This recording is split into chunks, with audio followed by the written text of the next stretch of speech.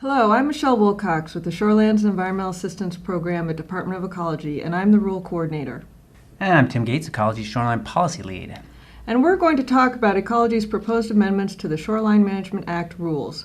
We have some preliminary draft rules out now for informal comment through August 26th. And this webinar will provide some background, explain why we are updating our rules and what we are considering amending, and how to comment. So to begin, we'll start with some background on the Shoreline Management Act. The Shoreline Management Act was adopted in 1972 by a vote of the public, and the intent of the act is to prevent the inherent harm in uncoordinated and piecemeal development of our state's shorelines. The SMA calls for a balance of use and protection of our shores. Policy of the state is to plan for and foster all reasonable and appropriate uses, and it calls out certain priority uses such as water-dependent uses, public access, and single-family residences. And it also requires that we protect the environment as we develop and use our shorelines. And Department of Ecology has translated that statutory purpose into a regulation that asks local governments to adopt regulations that ensure no net loss of ecological functions necessary to sustain shoreline resources. Shoreline Management Act also establishes a balance of authority between local governments and the state. The SMA calls for a cooperative program between ecology and local governments, and it defines those roles very specifically. Cities and counties, they do most of the heavy lifting. They develop local shoreline master programs, and they administer them day to day. Ecology's job is to write rules and provide technical assistance and funds. We're also tasked with ensuring compliance. This includes formal approval of all Shoreline Master Program changes. This is rather unique in Washington's land use law. There's no other locally developed land use plans that need state agency approval before they're effective. Ecology also takes final action on certain locally issued permits, such as conditional use permits and variances. So why is Ecology proposing to update SMP rules right now? For background, this slide shows 30 years of shoreline management, the last 20 years and the next 10. Ecology's first rules were actually adopted in 1972, and they were essentially unchanged for decades.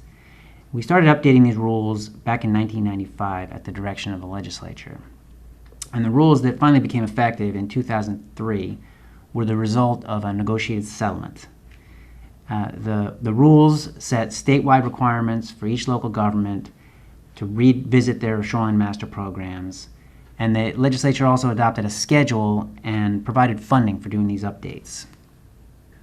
We have been working with local governments ever since to comprehensively update every shoreline master program. So over the last 12 years, we've allocated $34 million for this purpose. And this is a significant body of work. This is a one-time refresh of all shoreline master programs. Each master program being revised to integrate with local growth management plans, to reflect current environmental conditions, and to ensure regulations achieve no net loss. Legislature did a minor mid-course correction in 2011 and directed Ecology to adopt rules for geoduck aquaculture. Those were effective in 2011. And where we're at now in this process is we're about two-thirds done. About two-thirds of the jurisdictions that are required to update have done so. We've got about a third left. So the updates we're doing right now are to prepare for the next phase of shoreline management. The legislature adopted a requirement that these comprehensive updated SMPs be periodically reviewed on a staggered schedule. It's outlined in statute. So as we move forward, there's going to be a requirement that local governments continually keep these programs fresh. And so we wanted to establish a rule that outlines the process and procedures for preparing for that upcoming rule work. We're also going to be implementing these shoreline master programs, and that's really going to be the main task. The periodic review is going to be a focused review, but we're going to primarily be shifting toward implementation. The rules we're proposing are not intended to change the goalposts for those comprehensive updates, the one-third of jurisdictions that are still in process. So this next slide is a zoom in of the timeline Tim just showed you. Ecology started by working with the Local Government Sounding Board, a panel of 8 planning directors from across the state. And why did we do this? Because local governments are the ones that have to implement these rules. And because of the cooperative program that the SMA defines between local governments and the state, we wanted to get perspective on our first draft from these local governments. We have released a preliminary draft, and it's available now through August 26th of this year. We'd like to hear suggestions and get early feedback before we start with the formal adoption process. We anticipate entering the formal rule proposal stage in December of 2016. This will include a formal public comment period with 4 hearings held around the state. We anticipate final adoption and for the rules to become effective in summer of 2017. And with this, Ecology expects to have a grant program for local governments up and running by this time so that we can offer funds to do the first periodic reviews, which will be due June 30th, 2019. So now Tim will talk to you about what we are considering for rule updates. So we're proposing updates in 5 major categories. As we've been saying, the main purpose is to get ready for these periodic reviews that clarify the scope and define the procedures for the periodic review. We're also proposing a new optional process for amending shoreline master programs. We've heard that our existing update process is needlessly cumbersome and slows down improvements. The new optional process would combine the local and state public comment period for efficiency. We're also proposing some housekeeping changes, catching up our rules with recent changes to the Shoreline Act, as well as making some minor administrative clarifications. Now, in addition to these, there are 2 substantive topics that arose during the comprehensive update process that we looked into, and we worked with the Sounding Board and other parties to evaluate options for addressing sea level rise and water-dependent uses. Changes we're proposing are not extensive, but we're proposing to add direction to consult ecology guidance on sea level rise without adding specific requirements. And we're also adding a few clarifications on planning for water-dependent uses, particularly how to address prohibitions of these uses, which are called out as preferred uses by the SMA. We tried to write these rules carefully so that, again, we don't change the goalposts for the comprehensive amendments that are still underway. So that was kind of an overview of the 5 major categories. I'll go into a little more detail about each one of these in turn. First off, here's a summary of the periodic review schedule that's established in statute. The legislature set a staggered schedule for all local governments to review both their growth management plans and their shoreline plans every 8 years. And they alternate so that a jurisdiction has something to do every 4 years. For example, if you look at that first column A, the 3 counties, Snohomish, King, Pierce County, and the 74 cities within, they each have a GMA periodic review, 2015. That's followed 4 years later with an SMA review, followed by a GMA review in 2023, etc. These reviews are tied to the fiscal year, June 30th. And local governments, they're in the midst of updating their GMA plans and regulations right now, so we're getting ready for the GMA cycle, SMA cycle, which starts in 2019. So what is this review supposed to accomplish? Our preliminary draft clarifies that the minimum scope that's required is the purpose established by the legislature. The legislature was very specific.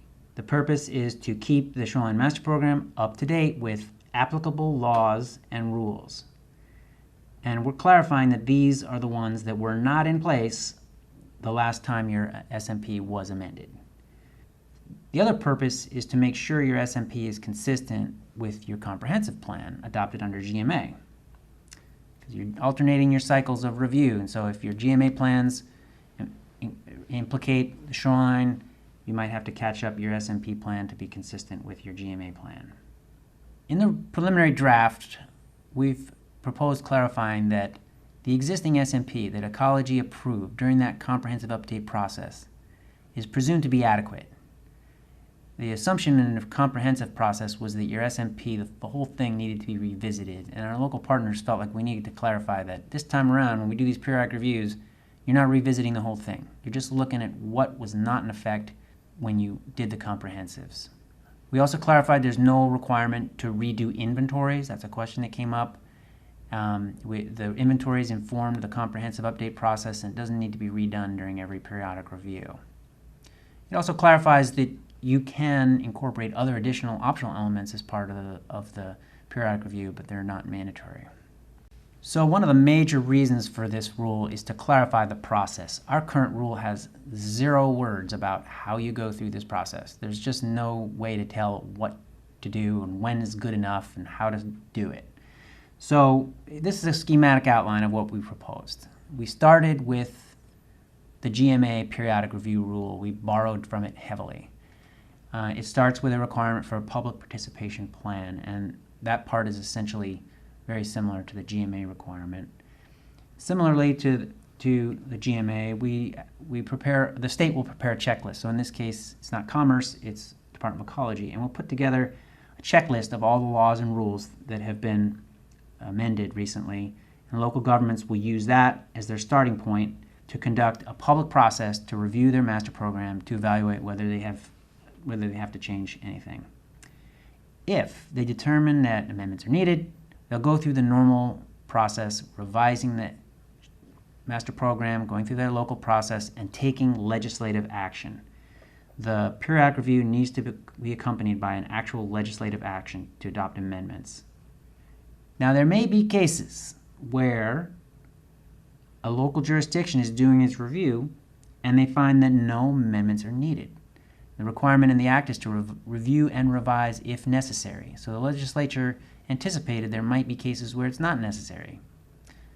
In those cases, if there's no amendment needed, the rule clarifies that you would still take legislative action. You would adopt a finding of adequacy. We just made up a term for it, just because it was silent. And if you adopt this finding of adequacy, you would still send that to Ecology for approval, which sounds kind of weird because Ecology is affirming no action. But the way the statute is set up, Ecology is the co-owner of shoreline master programs, and this approval step ensures that Ecology agrees with the periodic review and establishes a trigger point for an appeal period. If someone thinks that you should have done a revision, if there's no adoption of action at the local level followed by an Ecology approval, the statute doesn't have a path for someone to appeal no action. So this establishes that. And for the benefit of local governments, the way it's set up when we approve anything, Ecology has to defend that. So if someone were to appeal Ecology's approval, Ecology would have to defend the local government's decision not to revise their master program. So that's the periodic review. Again, that's the major lift we're looking to accomplish here, but we have these other aspects that we thought might make sense. This second topic is strictly procedural, and it's about the formal steps that local governments and the state take to modify master programs. So Ecology currently has one kind of process for all SMP amendments, regardless of the size of the amendment. A big, full, comprehensive amendment and a very minor amendment, tweaking minor things, has to go through all the same process. And one of the hallmarks of this process is that you have both a local and a state comment period for every SMP amendment. You actually have 2 state comment periods on the exact same document in every process. And this slows down improvements to shoreline master programs, and it also draws away resources from implementation. There's only so many people working on this stuff. The same people who do implementation are often the same people who are doing all these planning process steps. So if we could find a way within the framework of the existing law to tighten up the process steps, we could actually help improve and streamline the process of fixing these SMPs when you find problems. So, our proposed solution is to create a new optional process. It wouldn't be required. It's just something that local governments could elect to do.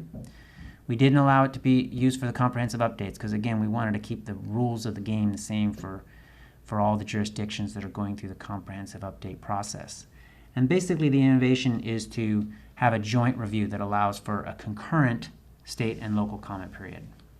And the way it's written, it consolidates, but doesn't really reduce public comment opportunity. It just consolidates it into one period. So just to illustrate how this works, this might be more detailed than you want to look at, but this schematic illustrates on figure 1 the existing process, and in figure 2 the new optional joint review process. The blue boxes, if you look at the legend on the bottom, the blue boxes are local actions, the yellow boxes are ecology actions, and green boxes are joint actions that are conducted by locals and the state together. So it starts at the top. You look at the basic steps of consulting with interested parties and working with ecology while developing the amendments. Those are all the same. The final ecology review steps at the end are all the same in terms of ecology's final review and action. The way they were different is, under the new optional process, the local notice and comment period would be combined with the state notice and comment period in a joint state-local notice and comment period. Local governments, after that, would then respond directly, instead of like the existing process where ecology holds its comment period and then sends all the comments back to local governments for their response, and then we go back and forth. This just puts that all into one sequence. Now, our local partners also asked that we add one more step, so it has a little extra procedural step where ecology is directed to provide an initial written response to local government after they've incorporated any changes as a result of public comments, indicating whether the draft amendments comply with the Act and the rules. And we felt like this added a little more transparency to the process because ecology is giving a heads up to local governments before they take their final action. Again, those final steps, though, in the ecology approval process at the very end are the same, and ecology still has the same obligation to make a final determination the amendments are fully compliant with the SMA.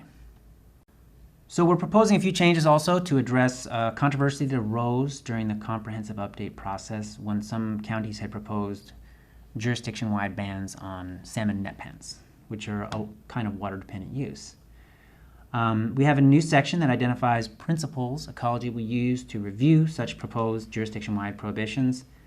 It emphasizes that water-dependent uses generally shouldn't be prohibited, but it adds a few criteria like incompatibility with the environment, incompatibility with other existing water-dependent uses, and a new criteria that where there's no actual interest in citing the use in the jurisdiction, you can adopt a jurisdiction-wide prohibition. And it also clarifies that these kinds of bans should be revisited during the SMP periodic reviews, because the state has an overarching interest in ensuring that we're planning for water-dependent uses. And so this allows for local governments to reconsider that and see if there really is interest in uses in their jurisdiction on a regular basis. We're also proposing a new section on floating aquaculture, such as salmon net pens, or mussel rafts, or nori rafts. It clarifies that floating aquaculture is a water-dependent use, and it clarifies the issues to address if you choose to revisit your existing aquaculture regulations, and points to ecology guidance for details. And ecology has been working on that together with NOAA and Fish and Wildlife and DNR and others. We wrote this in a way that doesn't require all local governments to revisit their existing regulations. So we also took a look at whether or not to include anything addressing sea level rise. The draft rule that we're proposing recommends simply that local governments consult ecology guidance if they want to take this on. It doesn't include any new mandatory actions. We did propose some ideas and we floated them by a bunch of folks, and what we heard back is that sea level rise adaptation responses are being addressed through other local mechanisms and tools primarily, like comprehensive plans, infrastructure planning for stormwater, evaluations of utility and service capacity, and other activities. And local governments felt like they didn't need a specific set of rules to help determine how SMP amendments should be incorporated into those overall sea level rise response strategies. So if you take a look at this map here, the area of the Shoreline Management Act is just a tiny sliver of the area that's subject to potential sea level rise in the city of Olympia. And the activities that they're addressing extend far beyond the Shoreline Management Act. So the Act isn't really the right place to house comprehensive adaptation strategy, and that will be true for a lot of local governments. So local governments can certainly opt to modify their SMPs for consistency with these other efforts, but a statewide rule on shoreline management in the Shoreline Master Program isn't really the right place to direct local governments on how to address sea level rise. So as I mentioned, we're doing some housekeeping also. Primarily, we're taking statutory amendments that were adopted since the last time we updated our rules in 2011, and we're adding that to ecology's rules. We're not adding any meat to the bones here. We're just taking the statutory direction directly and applying it. Because either the legislation is specific enough that it doesn't seem to need any extra interpretation, or because it's too new for us to know what the issues are that might need clarifying. So we've got a list here. This is most of them. There are a few others. In addition to these acts, we also have proposed some administrative clarifications. For example, we're deleting 39 outdated rules that reference wetland maps that haven't been amended since the 1980s. So we're actually cleaning up the house quite a bit there, reducing the overall volume of rules that we have on the books. Although it doesn't really make a difference. They're just there. We may as well get rid of them while we're doing this. Some other clarifications in there as well. So those are the 5 main topic areas that we're proposing. While we're wrapping up here, we just want to make sure to say a big thank you to our local sounding board members. And we worked with the Association of Washington Cities and Counties to help us recruit some of these folks. And their helpful advice, we really appreciated their input along the way. And we think this set of preliminary draft rules is really much better for that. So now we're going to show you what the preliminary draft rules look like, and then how you can comment on them. So we've prepared a document on each topic area that includes a page or 2 of background and information. It also includes preliminary draft rule language. And these language changes are interspersed with colored annotation boxes, which explain the intent of the proposed changes and are not part of the actual rule language that we are proposing. The rule language that is being proposed is presented in the standard track changes style using strike through and underscore. And we are only including the sections at this time with changes and not the complete text of the entire rule. The complete text of the entire rule with all the associated changes will be presented as part of the formal draft proposal at the end of the year. So to comment and provide input on these preliminary draft changes, you can visit our website, where you will also find a way to join our listserv to stay current on updates. And you can download the 5 documents for review that Tim described. And then we also have ways that you can provide input, such as an online comment form. So we would love to hear what you think at this stage, even though it is preliminary, and you can access the documents and find more information on our website. And we look forward to hearing from you, and thank you.